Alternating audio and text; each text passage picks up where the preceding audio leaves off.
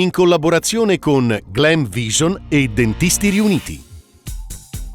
I Faber, risposta debole a un disagio giovanile dilagante. Bonmassar, insegnanti formati con 27 ore di corso? Valorizziamo gli psicologi scolastici.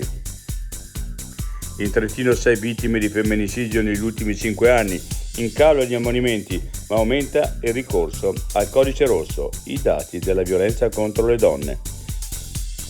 Morte di Matilde Lorenzi, la sciatrice. I consiglieri del CSM chiedono di aprire una pratica per fare chiarezza sulla correttezza e completezza delle indagini svolte. Trento, modello alternativo vincente. L'Academy di Marco Crespi, visionario leader di un basket giovanile d'avanguardia. Idee e curiosità, l'antidoto a un mondo superficiale. L'altra montagna, escursionista in scarpe da ginnastica cerca di evitare le lastre ghiacciate. Il CNSAS, molte persone non sono attrezzate, incomprensibili certi comportamenti.